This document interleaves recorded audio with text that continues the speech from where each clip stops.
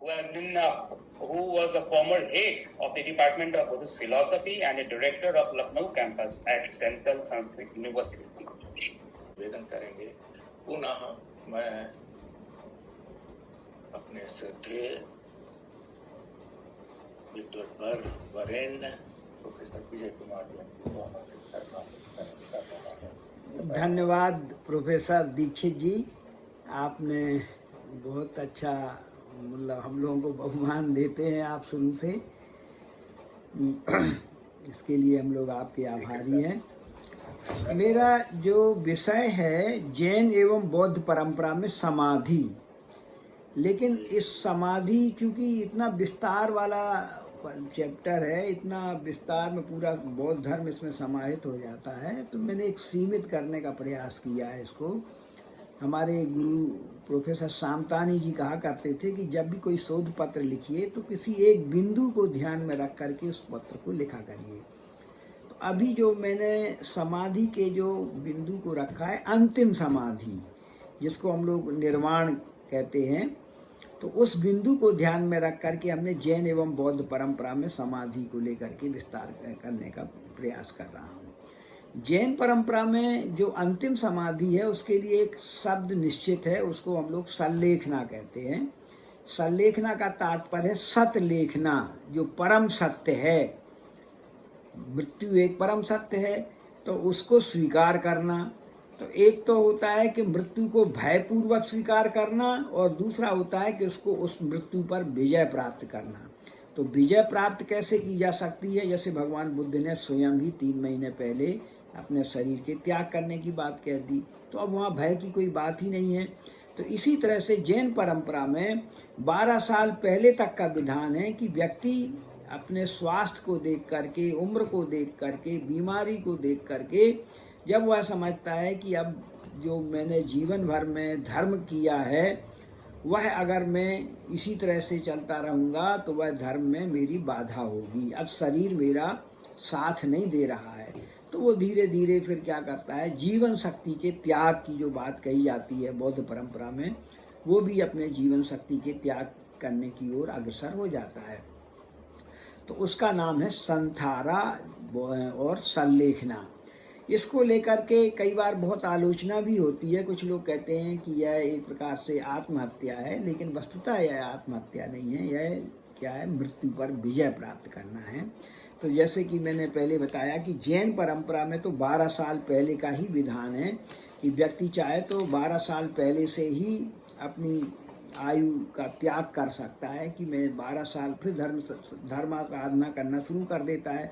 धीरे धीरे वह भोजन में कमी, इच्छाओं में कमी और अपने संसार के प्रति विरक्त होकर के वो आगे बढ़ने लगता है। तो इस तरह से जैन परंपरा में यह संथारा या सल्लेखना है। अब मैंने इस पर ध्यान दिया कि यह शब्द तो जैन परंपरा का है, संथारा सल्लेखना। बौद्ध परंपरा में इस तरह का शब्द नहीं है, लेकिन बौद्ध परंपरा में वस्तुतः इस तरह के हमको संदर्भ बहुत मिलते हैं, जिसके आधार पर मैंने कुछ संदर्भ यहाँ पर इकट्ठे किए हैं। कि जैसे पहली बात तो यहाँ पर जगह जगह कहा गया है कि यस घर में आग लग जाने पर जो असबाब बाहर निकाल देता है वह उसकी भलाई के लिए होता है। उसी प्रकार इस लोक में आग लगी हुई है। मैंने उसकी पाली पंक्तियों के हिंदी अर्थ को पढ़ रहा हूँ। जरा की आग, मर जाने की आग, दान देकर बाहर निकाल लो। दान दिया गया अच्छी तरह से रक्षित होता है। अब कहते हैं कि जब हमारा ये इस तरह से समय खत्म हो रहा है तो हम दान दे लेंगे, दान कर देंगे अधिक से अधिक, वह हमारे लिए पाथे का काम करता है। तो कहते हैं कि क्षीणाश्रवी चतुर और ध्यानी भिक्षु जन्म और मृत्यु के अंत को पाकर वह कोशिश नहीं करता, वह तो पार हो चुका होता है। फिर आगे कहा गया है कि मेरी शिक्षाओं का जो ध्यानी पालन करते हैं, यथोचित काल में प्रमाद नहीं करते, वे मृत्यु के वश में जाने वाले नहीं होते हैं। अर्थात जो साधना पूर्वक अपना जीवन जीता है, ये तो निश्चित है कि मृत्यु सबको कई निश्चित है, लेकिन इसमें जो कहा जा रहा है कि वह वो मृत्यु के बस में जाने वाले नहीं होते हैं, इसका मतलब ये है कि वो एक प्रकार से साधना के माध्यम से वो अपनी मृत्यु को जीत लेते हैं।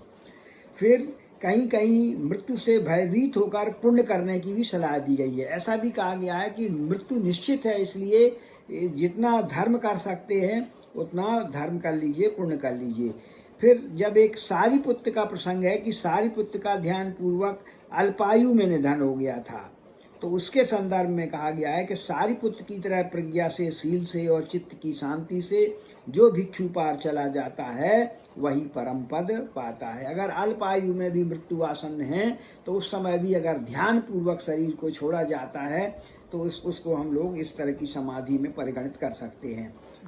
फिर इसी तरह से सारिपुत्र के लिए ही कहा गया है कि पंडित और बड़ा दानी क्रोध रहित सारिपुत्र अल्पेक्ष सुरत दांत अपनी मजदूरी को राह देख रहा है। राजा इस तरह से उनकी प्रशंसा की जाती है कि वो उन्होंने, जैसे कोई मजदूर होता है और अपनी मजदूरी की राह देखता है, इसी तरह से अब सारिपुत्र ने अब अपने जो परम लक्ष्य है उसको प्राप्त करने के लिए वो उत्सुक हैं। मृत्यु के संदर्भ में जब एक प्रसंग है कि राजा प्रसेनजित की दादी की जब मृत्यु हो जाती है तो वो भगवान से कहते हैं कि वह दादी के बदले में सब कुछ दे सकते हैं अगर दादी ना मरे, जिसके उत्तर में भगवान कहते हैं कि सभी जीव मरेंगे, मृत्यु में ही जीवन का अंत है, अपना कमाया पुण्य ही प्राणियों के लिए परलोक में आधार होता है। इसके बाद एक गोधिक का प्रसंग है कि गोधिक नामक भिक्षु ऋषिगिर के कालशिला पर विहार करते थे। उन्होंने अप्रमत्त और आतापी होकर समाधि से होने वाली चेतो विमुक्ति को प्राप्त किया। फिर उनकी चित्त विमुक्ति टूट गई। इस प्रकार 6 बार चित्त विमुक्ति टूटने पर अपने प्राण त्याग दिए। उन्होंने इस तरह से बीच में अपने प्राण त्याग दिए। अब वहाँ पर मार आकर के कहता है कि हे बुद्ध से कहता है कि हे महावीर, हे महाप्रज्ञ, जो अपनी प्रज्ञा से दीप्त हो रहे हैं, सभी वैर और भय से मुक्त सर्वज्ञ, मैं पैरों में प्रणाम करता हूँ। हे महावीर, आपका श्रावक मरने की इच्छा का विचार कर रहा है। हे मृत्युंजय, हे तेजस्वी, उसे रोकें। तब तक गोधिक भिक्षु ने अपने प्राण त्याग दिए थे। तो इस तरह से एक ये प्रसंग आया। तब भगवान बुद्ध कहते हैं कि धीर पुरुष ऐसे ही करते हैं, जीवन में उनकी आशा नहीं रहती। तृष्णा को जड़ से उखाड़ गोधिक ने निर्वाण को पा लिया। तो अब यहाँ पर ये समाधि पूर्वक एक प्रकार से उन्होंने अपना जीवन त्याग किया है गोधिक नामक भिक्षु ने। भगवान कुछ भिक्षुओं के साथ जहाँ गोधिक कुलपुत्र थे वहाँ गए। भगवान ने दूर से ही आयुष्मान गोधिक को खाट पर कंधा झुकाए हुए देखा। चारों तरफ धुआं सा उड़ा जाता था। उनके संदर्भ में उन्होंने कहा कि वह धीर, धृति संपन्न, ध्यानी, सदा ध्यानरत, दिन रात लगे रहे, जीवन की इच्छा न करते हुए, मृत्यु की सेना को जीत करके, पुनर्जन्म न ग्रहण करके, तृष्णा को जड़ से उखाड़ गोधिक ने परिनिर्वाण को पा लिया। मार्ग से आत्महत्या कह रहा था, दुखी होकर चला गया। अभी यहाँ पर इस तरह के प्रसंग हमको मिलते हैं। अब पातिमोक्ष जो भिक्षु और भिक्षुणियों की आचार संहिता में वर्णित है कि आत्महत्या के लिए प्रेरित करना पाराजिक नाम का अपराध है। अब यहाँ पर इसको भेद करने की जरूरत है कि यह जो जीवन शक्ति का त्याग है यह आत्महत्या नहीं है। पाश्चात्य विद्वान बौद्ध संदर्भों के आधार पर आश्चर्यचकित हैं कि कभी तो भगवान आत्महत्या को गर्हित करते हैं और कभी प्रशंसा करते हैं।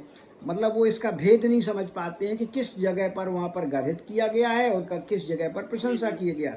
वस्तुतः समाधि मरण जैसी सूक्ष्म विचारधारा को न समझ पाने के कारण वह विषमवाद खड़ा होता है। सामान्यतया भगवान ने स्पष्ट कहा था कि समय की प्रतीक्षा करनी चाहिए, क्योंकि भिक्षु संसार से अनासक्त होकर अपना जीवन समाप्त कर लेते थे। वहीं ध्यानपूर्वक जो भिक्षु अपना जीवन छोड़ते थे उनकी प्रशंसा की गई है। कुछ ऐसे भी प्रसंग मिलते हैं कि कुछ लोग दुख से मुक्ति के लिए सोचते थे कि मैं अपना, मुझे जब समय हो जाए आप 1 मिनट पहले संकेत कर दीजिएगा। कोई जी जी। तो इस तरह से